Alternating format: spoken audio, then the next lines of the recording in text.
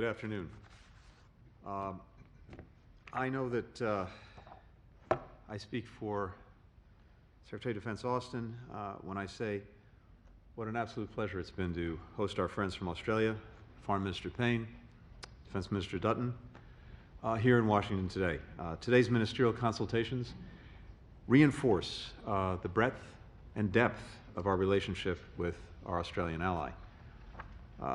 We will have a lot to cover, but I just want to start by saying that the alliance between our countries quite simply has never been stronger, and it's never been more important. This year marks the 70th anniversary of the signing of the ANZUS Treaty, which is the foundation of the security partnership that's been vital for our countries, for the Indo-Pacific region, and I would argue for the world. We also recently marked the 20th anniversary of 9/11, the only time the collective defense article of the ANZUS Treaty was formally invoked. That meant a great deal to us. We also remember how Australia's Parliament very swiftly passed a motion offering support for the United States after the 9/11 attacks. Simply put, we will always be deeply grateful for Australia's solidarity, for its friendship at one of the darkest moments in our history.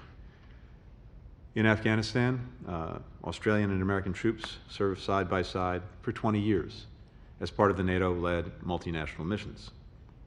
More than 40 Australians lost their lives as part of those missions. We'll never forget their courage and their sacrifice. And we'll continue to work together as we look to the future in Afghanistan to ensure that terrorist groups never again use it as a base for external operations that could threaten Australia, the United States, or our allies. Yesterday, President Biden announced a historic new chapter in our security partnership with Australia and the United Kingdom. It's called AUKUS, and it reflects our country's shared commitment to work together to safeguard peace and stability in the Indo-Pacific, now and in the future. Through AUKUS, we will significantly deepen our cooperation on a range of security and defense priorities, including by strengthening our joint capabilities and interoperability in a number of key areas: cyber, AI, quantum technologies, additional underseas capabilities. We'll also work to sustain and deepen information and technology sharing between our countries, and we'll foster a deeper integration of security and defense-related science, technology, industrial bases, and supply chains. The first initiative under AUKUS is our shared ambition to support Australia acquiring nuclear-powered submarines for the Royal Australian Navy. We're now embarking on a trilateral effort to identify the best way to deliver that capability. I want to emphasize that there is no regional divide separating the interests of our Atlantic and our Pacific partners. This partnership with Australia and the United Kingdom is a signal that we're committed to working with our allies and partners, including in Europe, to ensure a free and open Indo-Pacific. We welcome European countries playing an important role in the Indo-Pacific. We look forward to continued close cooperation with NATO, with the European Union, and others in this endeavor. France, in particular, is a vital partner on this and so many other issues, stretching back generations, and we want to find every opportunity to deepen our transatlantic cooperation in the Indo-Pacific and around the world. Our discussions today reflect how the alliance between Australia and the United States goes far beyond our military ties, deep and as important as they are. Our economic relationship is robust. The United States is proud to be the top foreign investor in Australia by far, and to be the top destination for Australia's foreign investment. We're connected by people-to-people ties stretching back generations and thriving today. Nearly 5,000 Australian students came to American universities in 2019, and more than 12,000 Americans studied in Australia, discovering for themselves Australia's great natural beauty, its multicultural society, and its easygoing friendliness. And beyond these bilateral ties, the partnership between our countries underpins stability and prosperity in the Indo-Pacific region as a whole. We share a commitment to democracy and the rule of law. We stand up for human rights and stand together against threats to democratic governance, including state-sponsored disinformation. We work together to help neighbors in the Indo-Pacific and to take on urgent global challenges. For example, we're working together both bilaterally and through the Quad and other global fora, to stop the COVID-19 pandemic. Today, we also discussed the urgent need to respond to the climate crisis by making significant progress in cutting emissions by the end of this decade. And our two countries together defend the international rules-based order that makes so much cooperation and shared progress among nations possible to begin with. The world saw China's aggressive response when Australia led calls for an inquiry into the origins of COVID-19. And Beijing has seen over the past months that Australia will not back down and that threats of economic retaliation and pressure simply will not work. I also want to reiterate what I've said before. The United States will not leave Australia alone on the field, or better yet, on the pitch, in the face of these pressure tactics. We've raised publicly and privately our serious concerns about Beijing's use of economic coercion against Australia. We've made it clear that actions like these targeting our allies will hinder improvements in our own relationship with the Chinese government. We welcome Australia's leadership in standing up for universal values that we seek to uphold and helping to shape an Indo-Pacific region where nations conduct themselves in ways that enhance stability, reinforce international law, including freedom of the seas, allowed for unimpeded commerce, and respect the sovereignty of all countries. These past 70 years have proven that this is an unshakable alliance. We're deeply grateful for our friendship with Australia.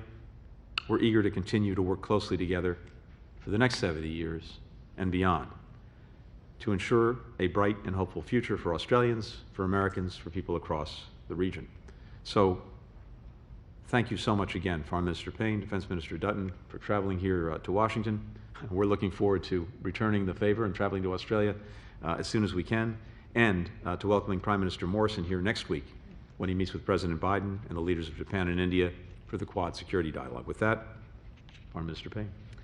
Thank you very much, Secretary Blinken. And to Secretary Blinken and Secretary Austin, thank you both for hosting the 31st AUSMIN consultations. May I also thank those many officials who have been toiling behind the scenes for some time now to prepare for a meeting of this consequence. It is a great pleasure to be here in Washington with our friends and colleagues to engage in the AUSMIN talks, and it's not possible without the work of officials that goes into it. 2 weeks ago, the sails of the iconic Sydney Opera House were lit up with the stars and stripes of the flag of the United States, marking 70 years since the signing of the ANZUS Treaty. And for those 70 years, our alliance has helped to safeguard our people and to enhance the security of our region. ANZUS, along with the other alliances the United States has in the Indo-Pacific and the many good friendships and partnerships of both our nations, have formed a bedrock of stability, enabling 7 decades of peace and economic growth. As we face a prolonged period of strategic competition in the Indo-Pacific, we are now expanding this network. The AUKUS Trilateral Security Partnership being the latest example of that. Indeed, Australia and the United States are continually identifying new ways to work together in our region according to our values and interests and in concert with existing and new partners. Prior to arriving in Washington, Minister Dutton and I visited Jakarta, New Delhi and Seoul, where we discussed many of the same issues that have been on the agenda here today. At today's meeting, we have reiterated that our allies and our partners are our greatest strategic asset. We are committed to ASEAN centrality and ASEAN-led architecture, and will continue working with the Quad as a key vehicle to support the Indo-Pacific. Next week's Quad Leaders Summit, the first such meeting in person, will be a powerful demonstration of the commitment of our 4 nations. We see that competition is happening across a wide range of areas, in economics, in diplomacy, in development, in health, technology and in grey zones. Our alliance has long evolved beyond its initial status as a military pact, which means it is contemporary, it is well suited to cooperate on countering economic coercion, or supporting our region's response to COVID-19, as much as it is on those more traditional security challenges. Our approach stems from our fundamental values as liberal democracies, of which we are deeply proud, but it is inclusive. There is room for each nation to be itself within that regional framework that protects and respects sovereignty, that champions openness and resists unilateral assertiveness and breaches of international rules and norms. We're supporting that vision practically by ensuring that others in the region have confidence that there are options available. We are guided by the priorities of our partner countries as we support them in their recovery from COVID-19 through enhanced access to vaccines and strengthened health security infrastructure. Our question is, what do you need? Not, how can you serve our strategic interests? We also discussed working together to enhance cooperation on innovation and critical technologies, to advance the peaceful use of space through a space framework agreement, to counter malicious cyber activity, to build infrastructure to promote economic growth and independence, to combat dangerous disinformation, and to drive clean energy solutions that meet the world's climate targets.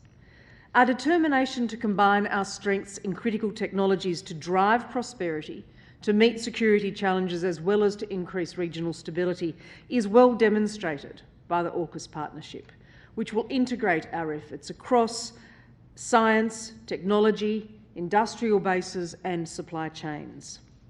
Today, we also discussed strategic competition. We discussed the competition of China at a number of levels that requires us to respond and to increase resilience.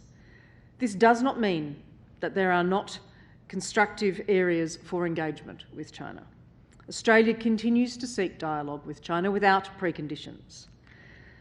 Let me conclude by emphasising that United States leadership in the Indo-Pacific remains indispensable. We must compete in order to preserve and to shape the international order that has underpinned decades of prosperity and economic stability in the Indo-Pacific. Australia's message is that we are an ally that is looking for opportunities to work together across the region, alongside US leadership, to maintain, to improve security and prosperity for all. Well, good afternoon, Minister Payne and Minister Dutton. Let me also thank you for coming all the way to Washington to join us. It's great to see you. Your presence here reflects the strength of what we're proud to call the unbreakable alliance. Our alignment on the most important strategic issues of the day attests to the enduring value of our partnership. And speaking of partners, I want to thank my friend and colleague, Secretary Blinken, for welcoming us all to the State Department. Tony, you've been a great host, and thanks for having us. As my colleagues have made clear, the United States and Australia share an enduring bond, united by our common values and common interests, and deepened through more than a century of shared battlefield sacrifice from the Somme to Afghanistan.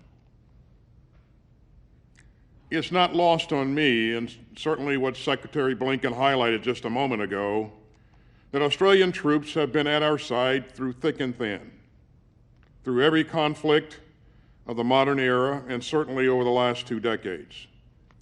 I've served with and fought alongside our allies from down under, and I can attest to their bravery, their skill, their professionalism in the face of danger. I'm extraordinarily grateful for their courage and for their mateship. And here today, we still stand shoulder to shoulder as mates, ready to face the challenges and the opportunities of the future. And that's what this new trilateral security partnership between the US, the UK, and Australia is all about. And as Secretary Blinken noted, an important first step for AUKUS will be our efforts to help Australia acquire nuclear-powered submarines. This will significantly improve the Australian Navy's reach and defensive capabilities.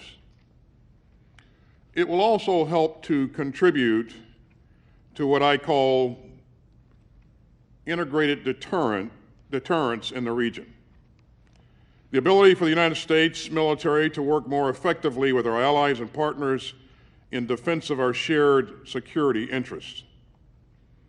This morning, we had a robust discussion across the full range of those security interests to include terrorism, climate change, and the increasingly contested security environment in the Indo-Pacific. We spoke in detail about China's destabilizing activities and Beijing's efforts to coerce and intimidate other countries, contrary to established rules and norms. And while we seek a constructive, results-oriented relationship with the PRC, we will remain clear-eyed in our view of Beijing's efforts to undermine the established international order. Now, let me also take a moment to thank Australia for its continued support of the Marine Rotational Force, Darwin, which is completing its annual deployment despite the difficulties of COVID-19. I'm proud of the breadth and the depth of our alliance, and it's only getting stronger. Yesterday, Minister Dutton and I signed a statement of intent that will expand our efforts to co-develop advanced defense capabilities. And today, we endorse major force posture initiatives that will expand our access and presence in Australia. We agreed to take immediate steps to improve interoperability through deeper integration. And we reaffirmed our commitment to expanding multilateral efforts, especially with Japan, through the Trilateral Defense Ministers meeting, and also with India. And so, Minister Payne, Minister Dutton, thank you again for being here today and for a very productive couple of days. And I look forward to working closely with you as we deepen this alliance. And of course, I look forward to joining Secretary Blinken on a trip to Australia at the earliest possible opportunity. Thank you very much. Ladies and gentlemen, good afternoon. Thank you very much for being here. Firstly, my very sincere thanks to Secretary Blinken and to Secretary Austin for hosting what has been an incredibly successful and indeed historic OSMIN. At a time when it has been difficult, of course, to meet in person, this meeting has offered us a great opportunity to build on our storied partnership, the most important relationship Australia has, bar none. And I'm grateful for the warm hospitality and welcome that we have received here in Washington. To be here in this year, at this time, is indeed a great honour. This year is the 70th anniversary of the signing of the ANZUS Treaty, and it's also now 20 years, as we well know, since the devastating September 11 terrorist attacks which changed this country, her allies and the world. Prime Minister John Howard at the time invoked the ANZUS Treaty for the first time in the wake of those dreadful attacks. Then, as now, Australia stands with the United States. 70 years on, our alliance is stronger and more important than ever.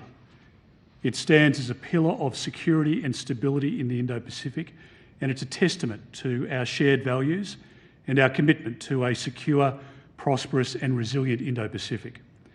Yesterday's announcements that we have established an enhanced trilateral security relationship with the United Kingdom and the US, AUKUS, is further evidence of the strengths of these bonds and our commitment to protect shared values and promote security and prosperity in the Indo-Pacific region.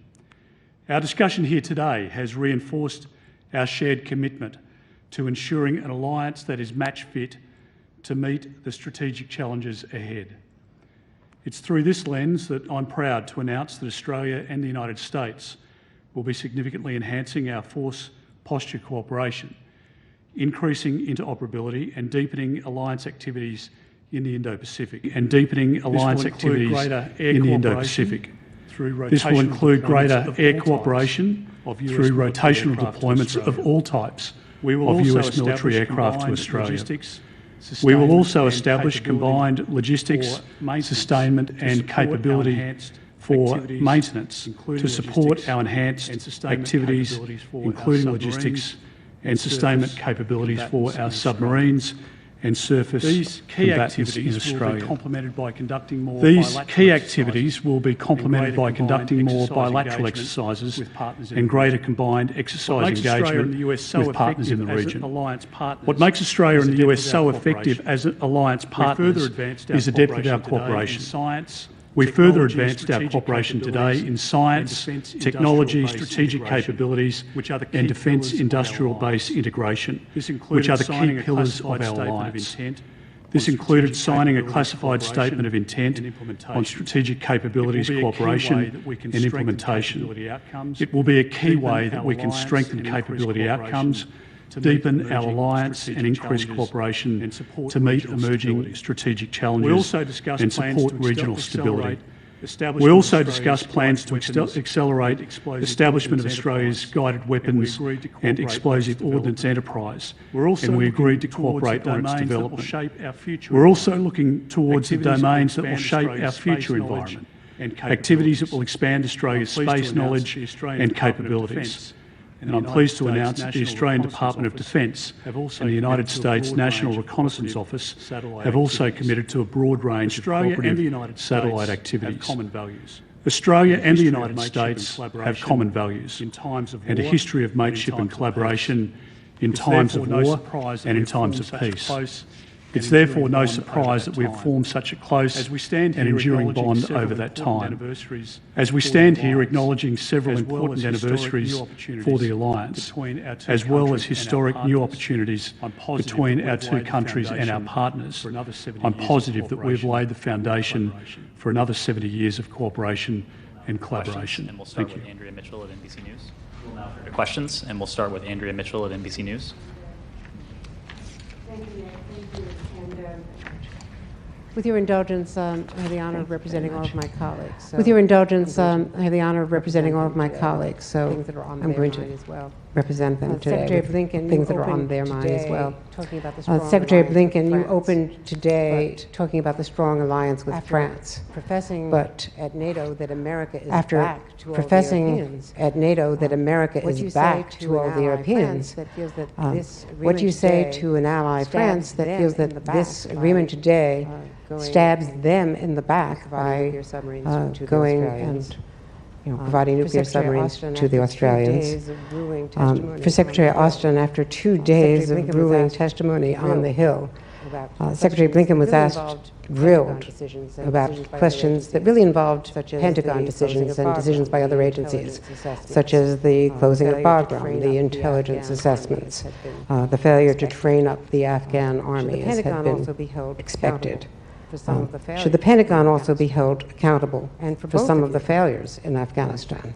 And for both of you, after those NATO meetings in June, you heard very strong objections from Secretary Blinken to a total withdrawal. You came back, and according to the Woodward-Costa book, you revised some of your proposals and suggested a slower withdrawal, leaving a footprint, a smaller footprint. Secretary Austin, according to the book, you suggested a slower withdrawal, a gated proposal perhaps to provide room for negotiations with the Taliban. According to the book, you also had according to the book, you also had a deep analysis of a worst-case scenario where al-Qaeda would indeed reform and be able to eventually pose a threat to the homeland.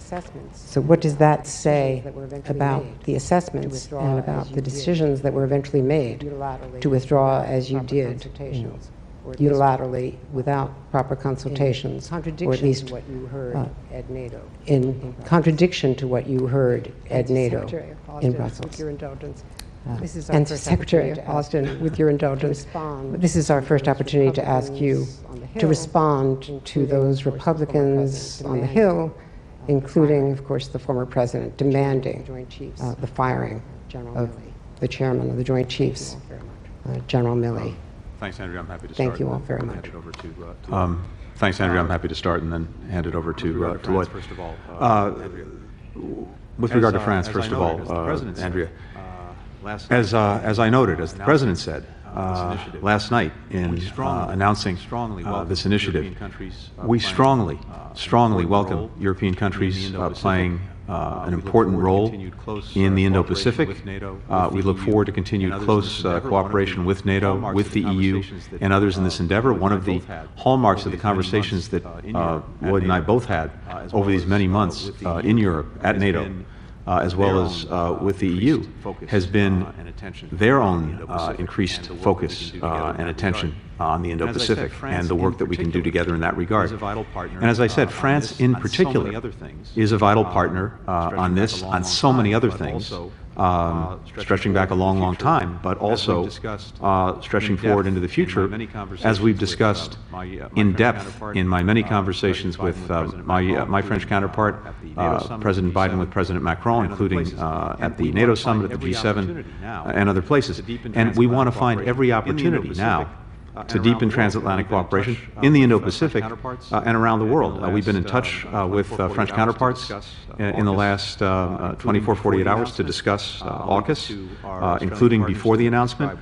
I'll leave it to our Australian partners to describe why they sought this new technology. But, as the President said, and I want to emphasize again, we cooperate incredibly closely with France on many shared priorities in the Indo-Pacific, but also beyond, around the world. We're going to continue to do so. We place fundamental value on that relationship, on that partnership, and we will carry it forward in the days ahead. With regard to Afghanistan, a couple of things. First, as Secretary of Defense noted as well, we both went very early, well before the President's decision on Afghanistan, to NATO to spend time with our NATO allies and other partners.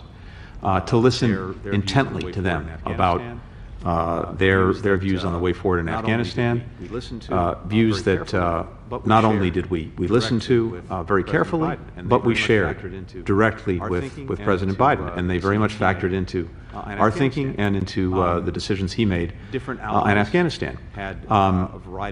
Different allies had a variety of perspectives on the way forward. Some talked about a conditions-based withdrawal. That certainly came up in the conversations that we had. But each of them, to an ally, to a partner, recognized that had we chosen to stay beyond May 1st, or not to make clear by then that we were withdrawing pursuant to the agreement negotiated by the previous administration, an agreement that led to the Taliban not attacking our forces or allied or partner forces from the time of the agreement until the planned withdrawal on May 1st.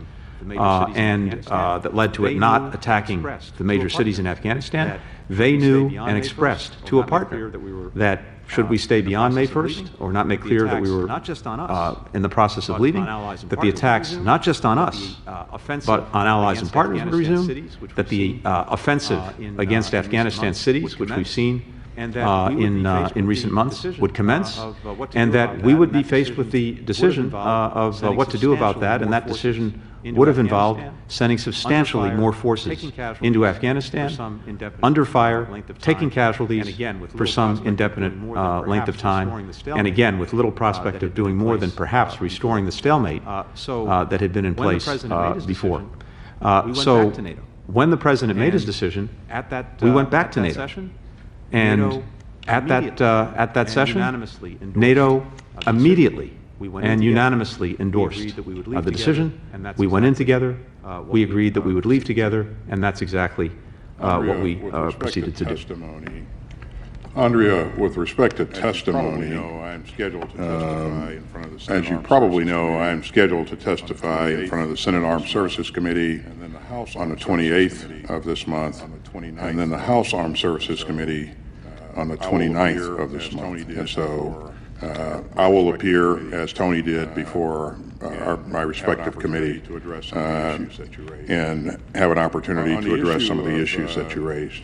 On the issue of of what's in the book with respect to my activities and Secretary Blinken's activities. I won't confirm or deny what's in the book because I've not read the book, but again, and so I won't comment on what's in the book. But what I will say, as Tony has just mentioned, that we followed a rigorous process where commanders and other players in the NSC establishment were able to provide their inputs. And with those inputs, the President made his decision.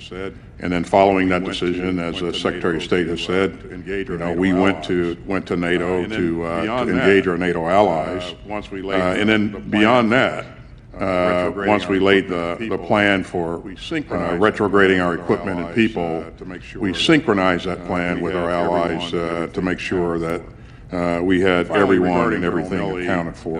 And finally, regarding General Milley, again, much of what's in all of what's in that book happened before I became Secretary of Defense, so I can't comment on that as well, and certainly I won't comment on what's in the book.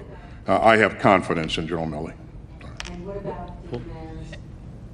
I don't have a comment there, Andrea. We'll turn to Greg. I don't have a comment there, Andrea. Sorry. We'll turn to Greg Jennett of ABC News.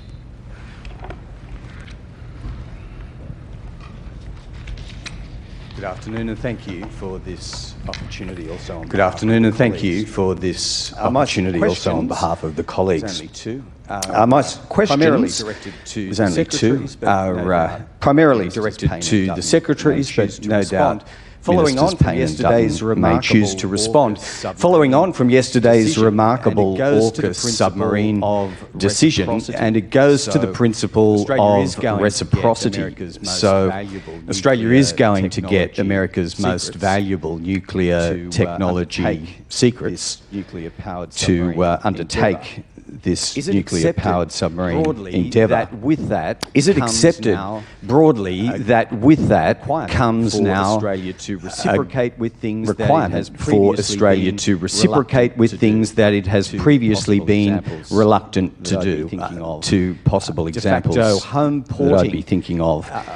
De facto home porting nuclear infrastructure. Once Australia builds up nuclear infrastructure in places like HMAS Sterling on the west coast, for instance, intermediate range missiles hosted on Australian soil, considered before and rejected before. Just to follow up and sketch out further. The second question, just to follow up and sketch out further the enhanced force posture initiatives that have been endorsed today.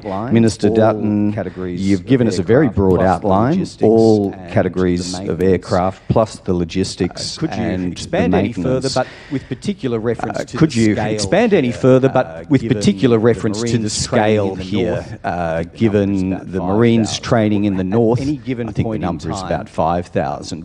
At any given point in time, what might the enhanced US force posture position be in and around Australia? Thank you. I can simply say that from my perspective, there are. I can simply say that from my perspective, there are no follow-on reciprocal requirements of any kind. This is a partnership. This is a cooperative agreement with us, with Australia, with the United Kingdom, and any future decisions on issues such as the ones you've mentioned are, of course, sovereign decisions for Australia to make. Quid pro quo mindset. Yeah, we certainly didn't go into this with a quid pro quo mindset, and we've not outlined any specific reciprocal requirements. Again, we look to strengthen a partnership that is already very strong. And Australia has been with us through thick and thin in a number of different, through a number of different challenges, and we look forward to building additional capability here, but also in some of the things that you mentioned earlier. Thank you for your. Greg, thank you for your question. A couple of points. One is that we have, as the Prime Minister and I and Maurice others have pointed out regularly in our meetings with the media, highlighted the fact that we see incredible uncertainty within the Indo-Pacific. It's formed the basis of much of our discussion here with our colleagues very significant uncertainty, and more so than any time since the Second World War. And we do believe it's in Australia's national security interests to deepen our relationship with the United States, with other partners, including through the Quad. ASEAN will always have primacy within the Asia-Pacific, but there's a collaboration between like-mindeds that want continued peace in our region. And from my perspective, Australia leads that pack. We want to make sure that peace prevails in the Indo-Pacific, and all of which we're doing as part of this discussion and many others that we've had in the preceding days and months before now, has all been designed to continue that peace in our region. So I do have an aspiration to make sure that we can increase the numbers of troops through the rotations. The air capability will be enhanced, our maritime capability enhanced, and certainly the force posture enhanced. And if that includes basing and includes the storage of different ordnances, I think that is in Australia's best interest, in our national interests at this point in time, and that's something that I'll be continuing to pursue. And we have in principle agreement around a number of issues related to this now as a result of these discussions. So I'm very grateful for the support of the United States in this regard. I'll just finish on this point, and I should have made it clear in my opening remarks. We are very, very grateful for the support of the United States in Afghanistan, for us to take out 4,100 people, and Maurice really led this work for us in Australia. The stories of young girls and young women within the 4,100, a very significant number within that 4,100, would not have found a new life of safety and a new life that they couldn't have imagined without the support of the United States. There is no other country in the world that could have held Kabul airport, and the US had 4,000 troops there, and the British forces 1,000. Without their efforts, we wouldn't have been able to take out those 4,100 people.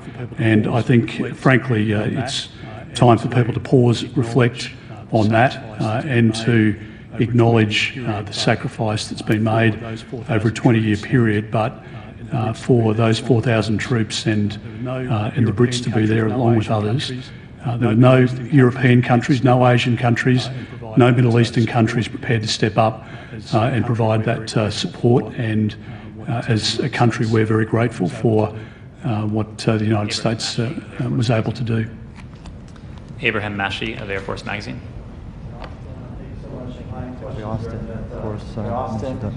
Thank you, Secretary Austin, and of course, Minister Dutton, you're invited as well to respond. Secretary, are you concerned that this move, sharing this technology, raises tensions with China, as it appears it already has? And can you describe a little bit more detail the air and space cooperation with Australia, specifically things like joint hypersonics development, additional bomber rotations, air patrols and rotations? And there's been some allusion to force posture. Could you give some specifics, numbers, how soon we might see those increases? Thank you so much. So on the issue, on the issue of China, let me just emphasize up front that this agreement, this relationship is not aimed at anything or anyone. It's the intent here is to help improve our trilateral cooperation and our capabilities across the board. And the first step is to focus on helping Australia acquire a nuclear-powered submarine capability, and we're gonna work on that going forward. And that's pretty exciting. And it's exciting because it will provide Australia additional flexibility and capability that I think will be very, very beneficial to all of us going forward.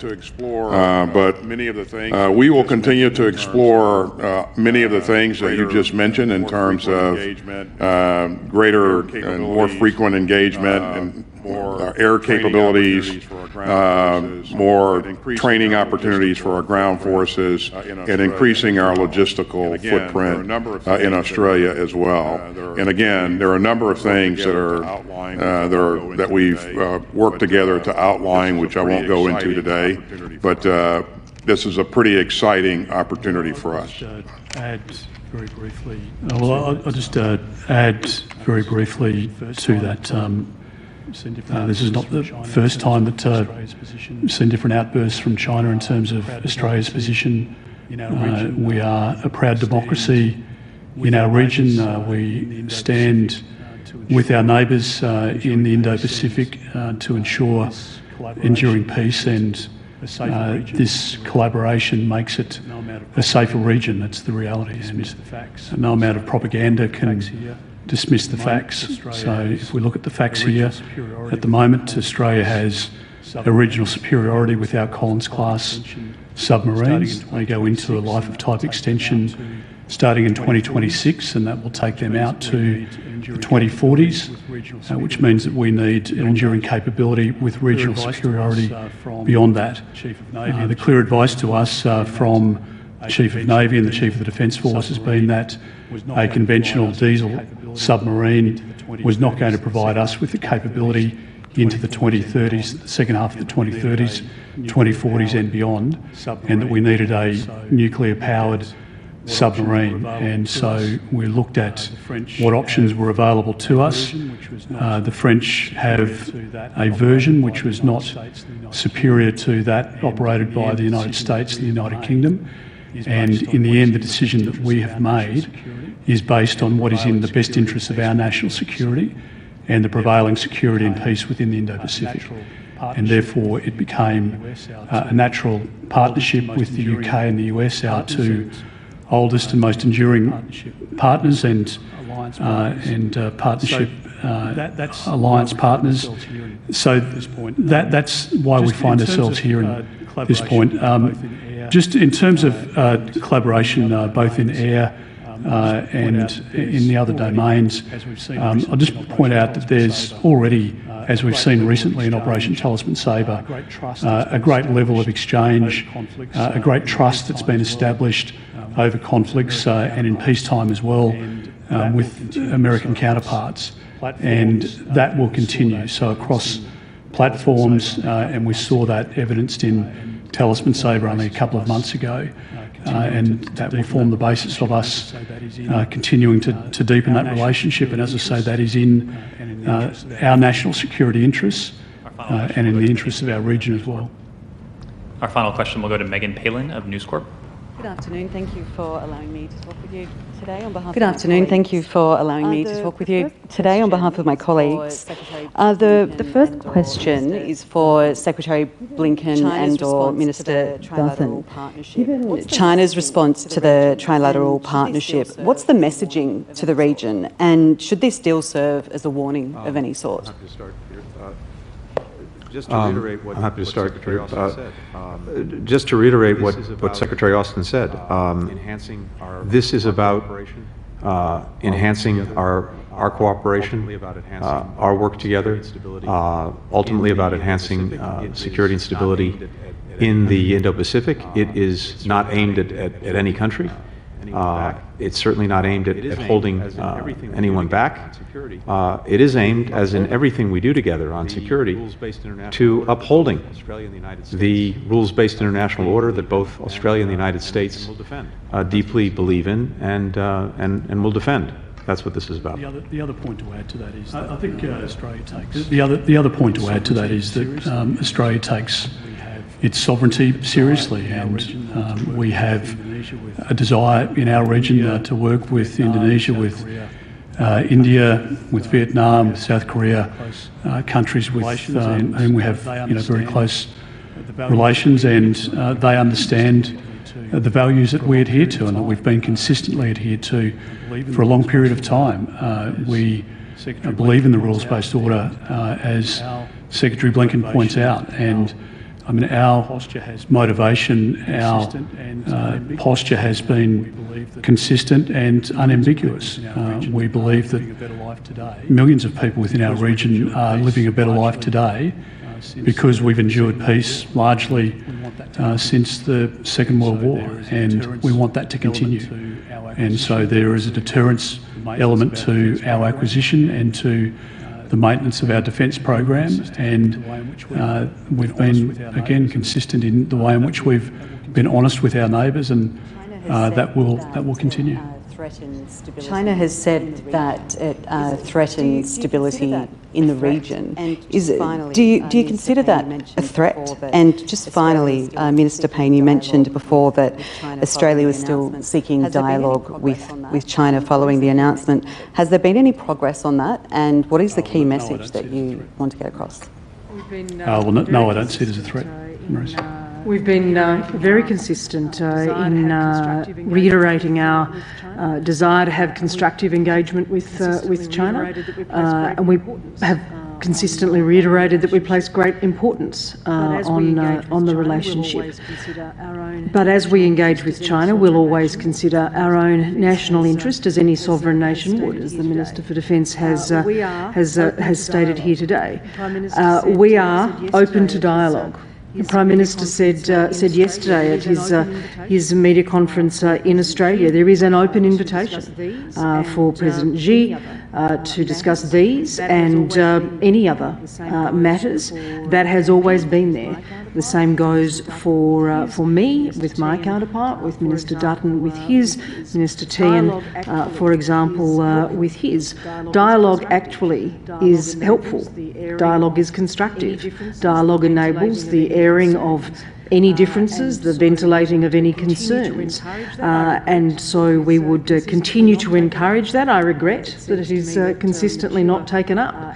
It seems to me that mature actors would consider that in a constructive way. Thank you very much. Thank you all. That concludes the press conference. Thank you very much.